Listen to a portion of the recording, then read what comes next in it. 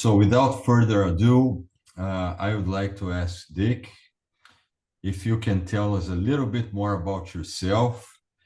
And one question that we ask all of our interviewees, our guests who are speaking about any subject is, what is your source of authority to talk about the subject of turnover today? I've mentioned your experience, but is there anything else you want to add to tell the audience why you can talk with authority about this subject?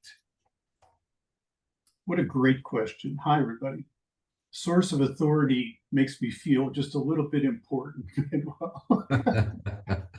So I am a therapist who became an HR executive, who became what I call a recovering HR executive. And along the way, I had two jobs actually for years working with KPMG's International Consulting Division. And the CEO of the bank told me it was my job to cut turnover, and I had done everything HR had taught me to do: engagement surveys, exit surveys, salary surveys, benefit surveys, other kind of surveys. Who knows how many surveys there are, but so many things. But what was clear was, in our banking company, on every main road, we had at least 3 branches. And I looked this up, and it's near on the money. One of those branches had 50% turnover, one had 25%, one had 10%. It was consistent. And the only variable in those branches was the manager. It's the same furniture, it's the same pay, it's the same shingle, it's the same logo. The only thing different was the manager. And when I eventually sat down with the executive team and said, what's the reputation of this one with 50% versus this one with 10, it became clear that everything HR taught me about turnover was wrong. And so at about mid-career, I decided this is my thing. This is my field. I'm going to grab it because nobody's ever grabbed it. There's no proven way to cut turnover. And along the way, I reached out to a professor of industrial psychology. His name's Murphy. My name is Finnegan. Our joke is we met on St. Patrick's Day. And Murphy kept sending me studies. He would send me emails in the evening. He'd say, go into this URL, use my password, look at this study from Berkeley, look at this study from Princeton, etc. And just as an example, the first study I saw said top performers outperform average performers by 4 to 1. 2 different studies say that. You look at that and you say, well, that makes sense. But it also invalidates engagement surveys, because engagement surveys, which is $1 billion a year industry, will tell you information for average employees across the board, but we're not so interested in average employees. And it also leads to one-size-fits-all programs. You want to improve recognition, Employee of the Month, Employee of the Year, Employee Appreciation Week, get a backpack in 5 years, get a clock in 10. You want to improve communications, do CEO videos, do town hall meetings, all these things that omit the manager. And what makes me an expert is what the data taught me. The number one reason employees stay or leave or engage or disengage, well, is how much they trust their immediate supervisor. Okay. Now, thanks for sharing all that. Now, what do you think or you believe that participants today will be able to take away to apply in their day-to-day professional lives after they hear you? Right. Yeah, there's 2 things we should cover today, and they're both actually in the subtitles of the book. One is, I will show you the research and the method for cutting turnover in your company, but I'm also going to scare you with a chart on how few workers there are coming into America to do our jobs. Okay. So your book has 2 intriguing subtitles. So let's talk about them. Tell me first about when the workforce crisis. Right. And I know you have some slides prepared, so whenever you call for them, we'll be ready to share. So talk about winning the workforce crisis. What do you mean by that? Right. We've all been hearing for years about workers and worker shortages. And about a year and a half ago, I sent one email to the Census Bureau that began many emails and many meetings and many email exchanges, where I said, it's commonly known that baby boomers like me are leaving the workforce. There's a lot of us. There's 30 million of us. There's a lot of us. It's commonly known the birth rate is down, but it's not commonly known what this means statistically for how many workers are we going to have. And so the Census Bureau was great.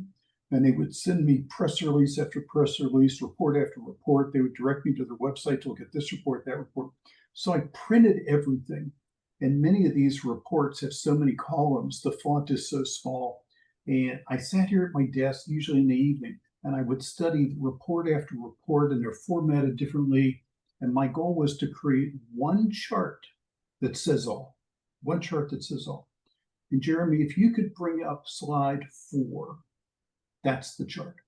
So here's what this says, that based on our government's data and projections, if you go 20 years back and 20 years forward, that when you look on the left at the blue chart that says 4.94, that means in the period of 2000 to 2005, our number of people ages 18 to 64. The Census Bureau does numbers. It doesn't do things about work. That's the Bureau of Labor Statistics. But the number of workers increased in that 5-year period, number of working age people, by 4.94%. Then the next 5 years, it increased by 6.21%. Then it began lesser increases till you get to where we are right now in 2025. There's nobody coming. And this is again because the baby boomers are retiring, the birth rate keeps going down. I'm going to show you one other slide in a moment about that. But when you look at the red, we're going to increase about 1% in ages 18 to 64, whereas it used to be 5%. So we're going to increase our number of available workers by about 20% of what we're accustomed to. And that's just the closest the Census Bureau can get us. And if you take this data further out, it's shocking. It's shocking. In 2030, we begin the period where more than half of the new additions to 18 to 64 are immigrants. Now, that is changing as we speak because people don't want to come to this country like they wanted to a year or two ago. On the other hand, according to Gallup, a year ago, people in the United States were down on immigration. Now they say we need it. So they're starting to get it. People are starting to understand. But if you go out to 2080, when I plan to be dead, but the US population will shrink. We'll begin to lose people because we don't have enough babies. And when you go to 2100, and this is beyond belief, when you hear this, you're going to be in the smallest group of population that have ever heard this. The projections from the UN and the World Bank are by 2100, 5 of the 10 most populated nations in the world will be in Africa. And it's because the first economic group, which is predominantly white people and Asian people, have just stopped having babies. But the countries that are the poorest keep having babies. So I looked at this data and I said, who knows this? And this became the basis for me to write the book. Jeremy, if you can go to the next slide, I'll show you the basis of everything is here. That this is the US birth rate. And when you see on the left where it says replacement rate 2.1, universally, each population, each woman has to give birth to 2.1 children to keep the population even. So what's happened is clear. We came out of World War II and had a whole bunch of kids. I'm one of those kids. When I was in elementary school, my friends had 2 or 3 or 4 siblings. You had 3 or 4 kids of the same last name in the same elementary school. But you can see that pretty quickly that rate began descending. And by the time we got to 1972, we were below the replacement rate. We've been below the replacement rate almost every year since then. And when you look and you see the tail from like 2010 down and how sharp that tail is, Many scientists have said what further changed this was in 2011, cell phones became smartphones. And the trend from that point forward was fewer marriages, fewer relationships, less sex for everybody. People are just into their phones. And a tie-in statistic that blows my mind is that last year, 74% of all restaurant receipts were for takeout or delivery. As a society, we're just staying among ourselves more than we ever did. I'm sure the pandemic contributed to that. And so the cavalry isn't coming. More babies aren't going to be born. What I can't reconcile is when you look at 1.6 births per woman, and you go back to the far left of the chart, which is 1945 to 1950, we were coming out of a war, and we had twice as many babies being born per woman as we have today. So we're just not having many babies. Universities are closing campuses. It has many impacts on our society, but especially has impact on work. When I first looked at this, I thought, how does the United States compete? But then I found that every industrialized nation is in the same sinking ship. And the ultimate answer is whoever can immigrate the most and the best will win. And every country has their own plan. Germany has a plan. Japan has decided women must go to work because nobody's going to immigrate to Japan. South Korea has the lowest birth rate. They're paying $70,000 per woman to have a baby. So every country has a plan. The United States, I'm not sure we have a plan, but every country has a plan for how to deal with this. But not every country is going to win. Not every country is going to win. Okay. Your second subtitle is Make Managers Accountable. Can you tell us about that? Sure. It's the missing piece. It's forever been the missing piece on how to retain workers. Because what happens in companies, and I run a company named C-Suite Analytics, which is on the slide, which cuts employee turnover. And the method, I'm going to show you the method we use in a moment, but I want you to think about this. The majority of companies will say, yeah, we get it. We have to keep our people. Yeah, it's all about pay. It's all about benefits, and HR, you're in charge of it. That's how I got into this business when the CEO said to me, and I think I told the story earlier, you're in charge of turnover. You have to go fix it. And what we found was we correlated turnover to manager. And so, Jeremy, if you can put up the other remaining slide, which I think is slide number 9. There we go. So we invented a methodology to cut turnover. And here's how the methodology works. It actually begins in the middle with the term of stay interviews. So in 2012, I wrote a book called The Power of Stay Interviews, which became a top-selling book for the Global HR Society, SHRM. And the idea was, once it became clear to me from working with the professor that the number one reason employees stay or leave is how much they trust their boss, I felt incumbent upon me to invent a way that each manager could look each employee in the eye and ask questions, 5 very specific questions. But the questions include things like, why do you stay here? Why might you leave? What can I do about it? Because the great majority of employees who quit, the great majority quit because of 1,000 paper cuts. They don't say, I don't like this place, I'm leaving. But over time, they learn what they like, what they don't, if they can trust their boss, if they get information, if they get training, if they like to work with their teammates.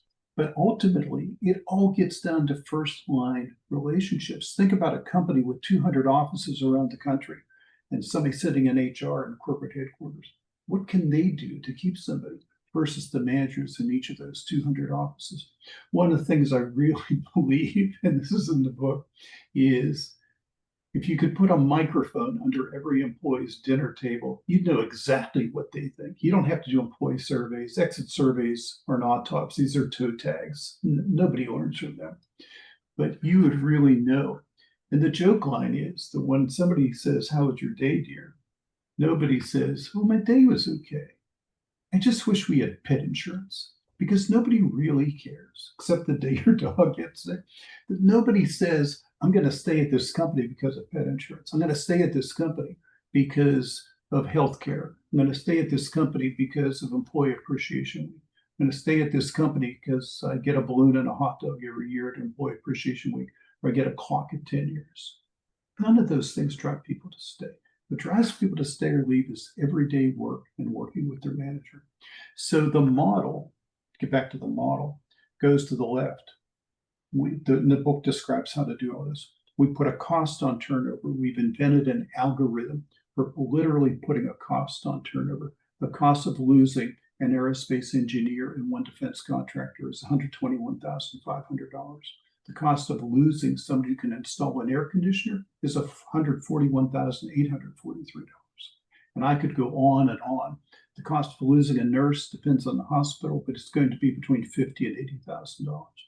But once we convert this, once organizations understand that when the CFO opens his or her screen every morning trying to find the coins in the couch, that you're losing millions of dollars around the corner in HR, except it shouldn't be HR. So once we throw the bucket of ice water on the heads of CEOs, this is the real cost, and your CFO agreed to it, then we study data to set retention goals. And typically we set one goal for turnover, one goal for new hire retention. Because for many companies, if they can win the new hire goal, they win the full goal. And once we say to managers, you own these goals, we're going to train you to do stay interviews. We're going to train you to forecast how long each individual employee will stay. The forecasting is deliberately simplistic. It's green means more than a year, yellow 6 to 12 months, red 0 to 6. And once we have that data, we build systems with accountability, turnover falls off a cliff. And I think we want to talk about the case studies. The case studies in the book detail many companies that have done this. Yeah, that was going to be thank you for sharing. That was going to be my next question, Dick.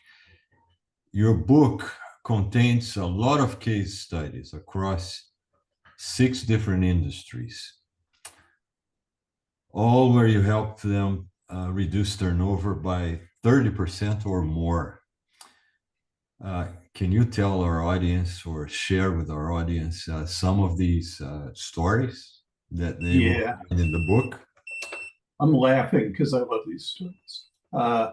So there's 6 case studies, and I reached out to clients from different industries. So there's one for healthcare, Covenant Health in New England, 18 facilities, where we cut turnover by 58% so far. There's another one for Clayton Homes, which 60 manufacturing plants, manufactures pre-manufactured homes owned by Berkshire Hathaway. They've cut turnover by 36% so far. There's one for small businesses. There's one for federal contractors. There is a major nonprofit headquartered in Memphis where we've cut turnover by one group by 20, I think it was 31%, one by 56%. My favorite story, though, is in food processing. There is a company named Wayne Sanders that has 22 chicken processing plants. You've never been in a chicken processing plant, maybe you don't want to go.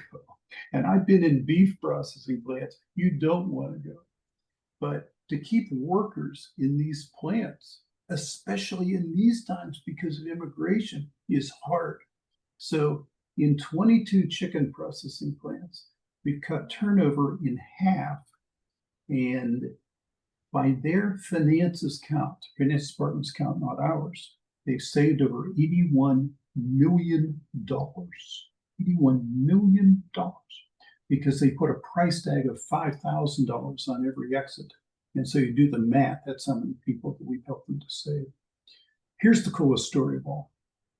I mentioned that the managers have goals, retention goals. They have one goal for all turnover, one goal for new hire retention. So new hire retention means, for example, we will retain 70% of new hires in the first 60 days, some numbers like that. In order to get the managers, the first line managers, to be fully bought into this whole idea of goals, in this plant, they all wear helmets. So they created a decal that in code, with a little bit of code, because they don't want employees to be focused on the goals. A little bit of code right on the helmet is a decal of their two goals. So when they're talking to each other, they're seeing the goals. When they're in a restroom looking in a mirror, they're seeing their goals. So it's focused like that. I think about another company we worked with that manufactures big trailers, 9 different places in the country, that was losing half their people in the first 60 days. This is not unusual in manufacturing, half their people in the first 60 days. So we set a goal to retain 80% in the first 60 days. We shared that goal. The goal was owned by the supervisors. The team leads, even though those team leads were non-exempt, but also the recruiter in each of the 9 buildings and the new hire trainer who had the new hires for 4 days in each of the buildings. So all those people owned the goals. The team lead did 2 stay interviews in the first 60 days. But every week to this day, Manuel, to this day, in those 9 factories, every week there's a 30-minute meeting where the supervisors, the team leads, the trainer, and the recruiter get into a room. They look at a list of everybody in the first 60 days and they say, who's got Juan and how are you getting Juan to the finish line? The finish line is 60 days. You got to get Juan to 60 days. And they all talk about how they're going to get everybody to 60 days. Then they look at a second list of everybody who failed to get to 60 days. And they say, who screwed it up? And a recruiter, well, for just as one example, the trainer might say to the recruiter, shouldn't have let him in the door. Or the team lead might say to the trainer, shouldn't have graduated. And they go around the table. They are committed to getting 80% to retain 60 days. So their overall turnover has greatly dropped. Okay, that's impressive. Is there anything else that you want to share with us before we go into Q&A? Is there anything that I should have asked and I didn't? You've asked great questions.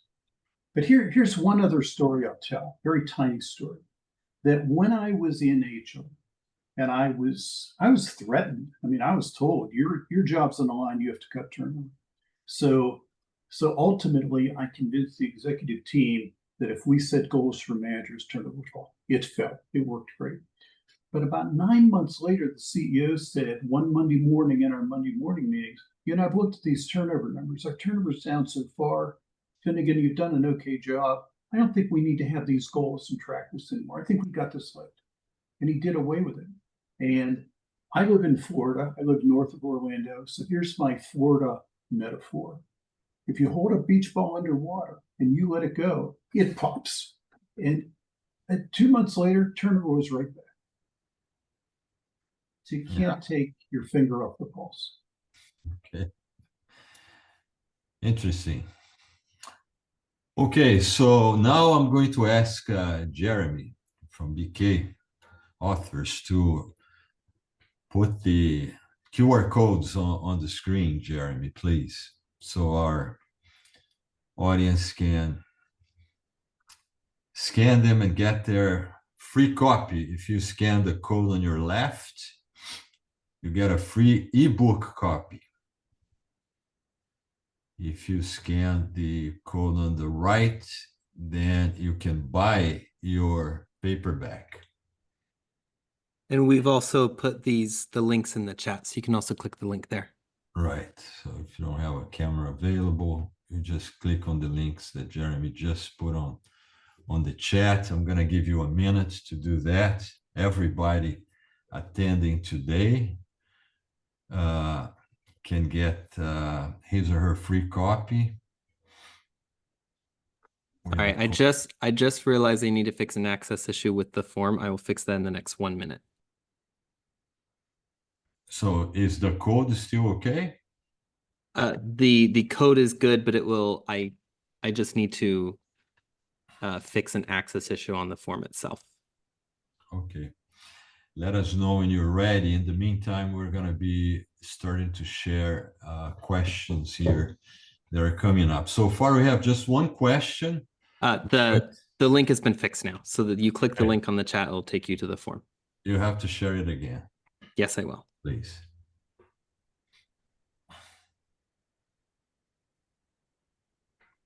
There you are. That it is.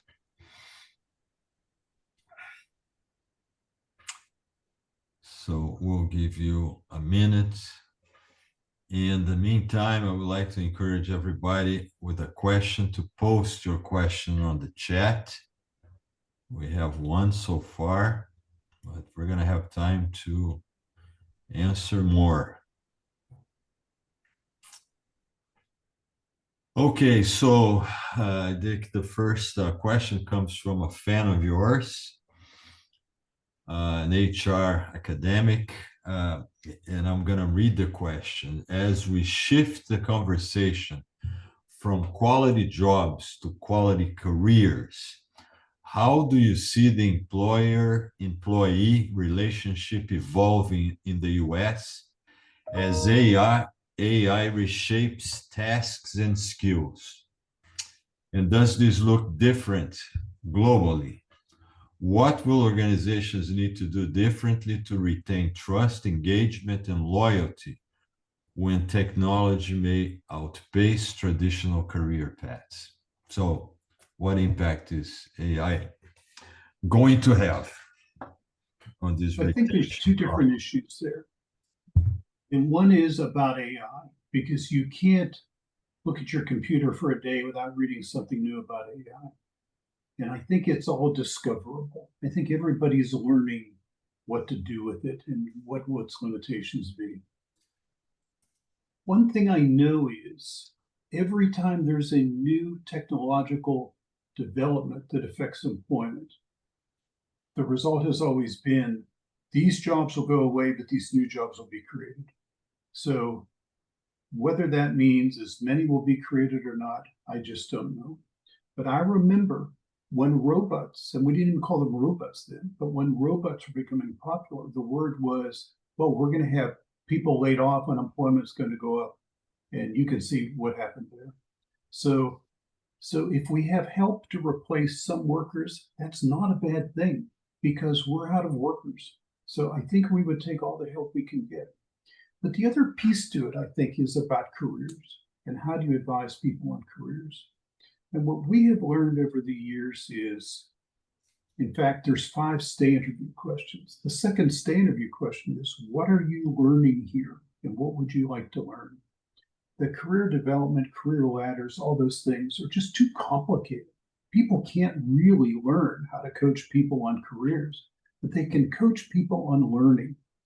And if somebody says, I'd like to learn more about this, or the manager says, in the stay interview, remember it's question 2, have you considered learning more about this? I can help you.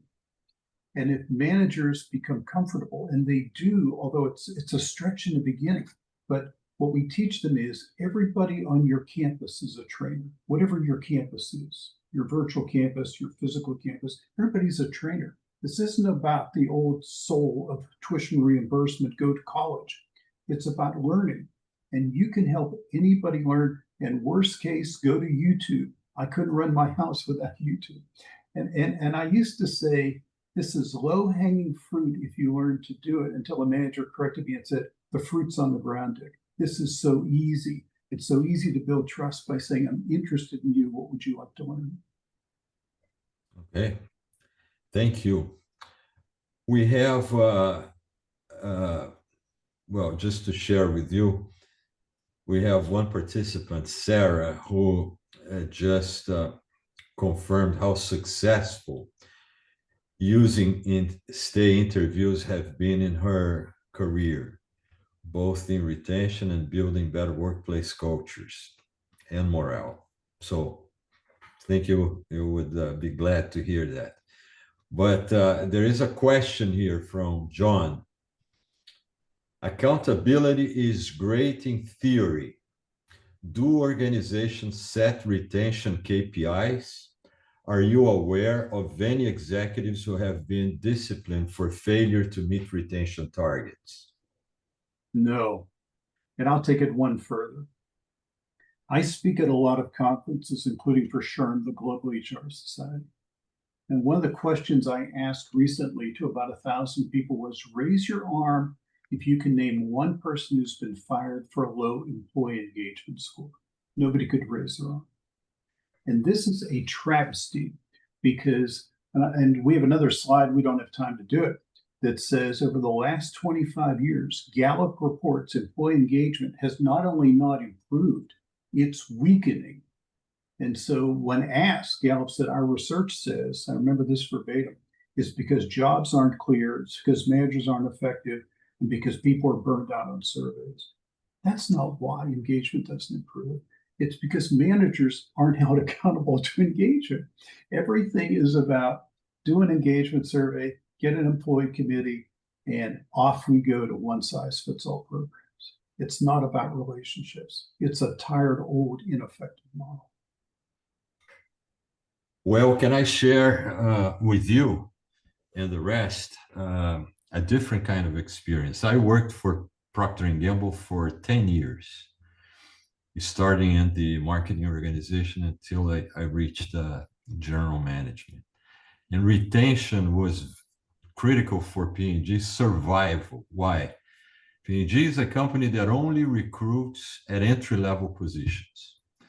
So if you became the CEO of Procter & Gamble, one day you were an entry-level employee.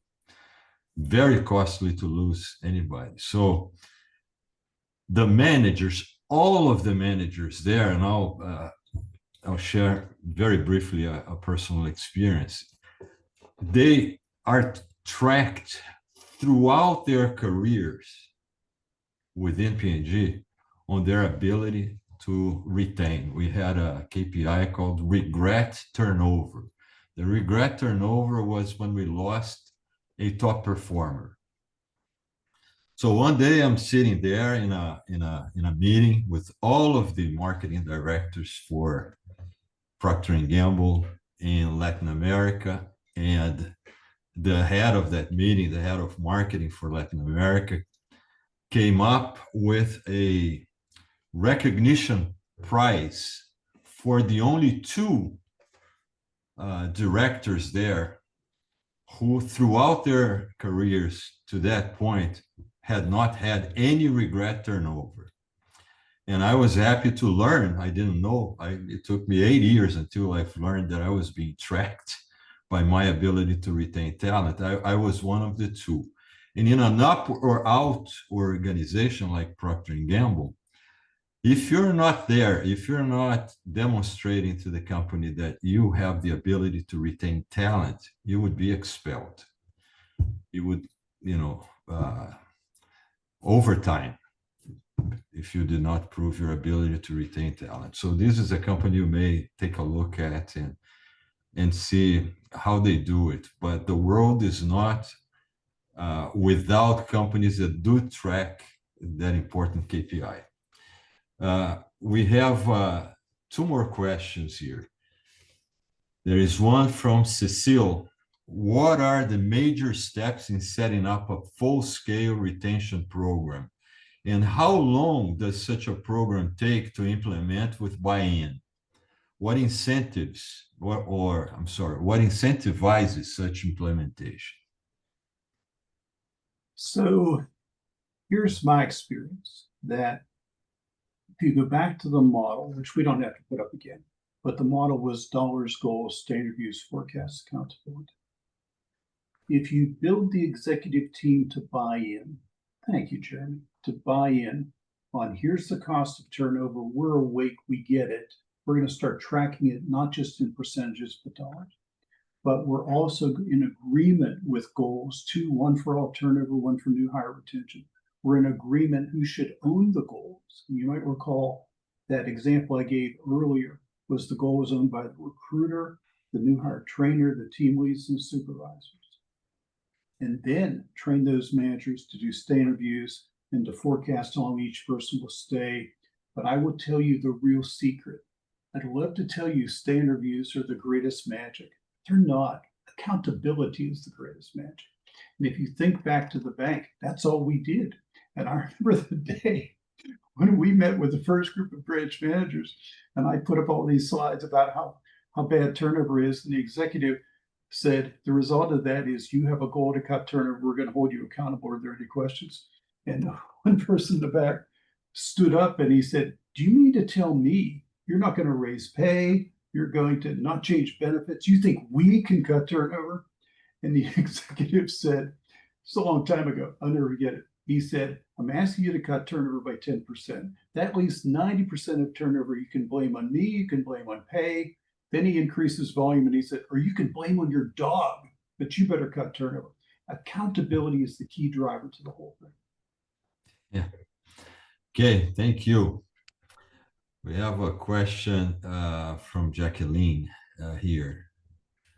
Should stay interviews be conducted by the direct manager or HR? Guess I know what you're going to answer. What 100%, 100% by direct managers. Right. 100%. They have to build trust. And it's a limbo game, Manuel. It's how low can you go?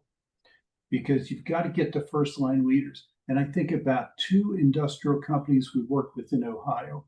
One went all the way to team leads. The other said the team leads are not managers, really. We're going to do it with supervisors. It didn't work nearly as well. It's the people in their face every day. Yep. Couldn't agree more. You get what you measure, and you have to measure the manager and give him access to the information face to face. Another question here from Dalton has asked the question before. With these new goals in play, what are the 3 behaviors you'd want every manager to adopt tomorrow to keep their teams engaged and loyal? We need leaders who own these KPIs. Yep. So that depends on what the employee needs. So it's no longer one size fits all, especially since the pandemic. It's what does each individual employee need? And the key to the thing about standard use is the training, because it sounds easy, but they have to learn to ask the questions, to listen to the answers, to take a page or 2 of notes. But the most important skill then is to probe. Tell me more, help me understand, give me an example, convert 5 questions to 25 questions. And by the end of that meeting, you will have 1 or 2 or 3 things you can suggest you can do together that will make things better. The stay plan is the magic. Great. Well, we're getting pretty good questions. We just need some more now because we ran out of questions. So I am going to give the audience another minute to share any questions. If we don't get any, we'll conclude. So here's another one from Jeremy. This time, your book shares a story of interviewers taking their interviewees out onto the floor and showing them the working conditions. Could you talk more about that? Boy, Jeremy's read the book. You know, there are certain things to do with new hires before you hire them that will help you identify if they're right for the job. So think about this. Every company has selection processes, but most of those processes are determined, can the person do the job? There's a few that are even better that say, will they do the job? But there's no process that says, how long are they going to stay? And it used to be you could look at a resume and say, well, they're a stayer, they're not a stayer. But the pandemic changed all that. But one of the things that will cause you, help you to measure whether somebody will stay is called a realistic job preview. And what it means is you're going to take the parts of the job that people quit for, and you're going to put them in their face and make them 3-dimensional. So I'll give you an example. Favorite example of all was White Castle. White Castle was losing 70% of new hires in 90 days because people would go in there, have a burger or slider and say, hey, I need a job, I can make French fries. So we actually got permission from the executive team that each manager could take a candidate behind the counter. Oh my God, what a change. So we built 7 what we called stations. So station number 1 was stand beside me at the grill. Here are 30 burgers frying on this grill. You're going to get close to it. You're going to learn, like I've learned every night when I go home, I shower, wash my hair. When I wake up the next day, my hair smells like onions. William, hold up your arm. William shows 3 black burn marks. The manager says, this is what it's like to work here. Take in what it's like to be around hot food and hot grills. Then it was go to the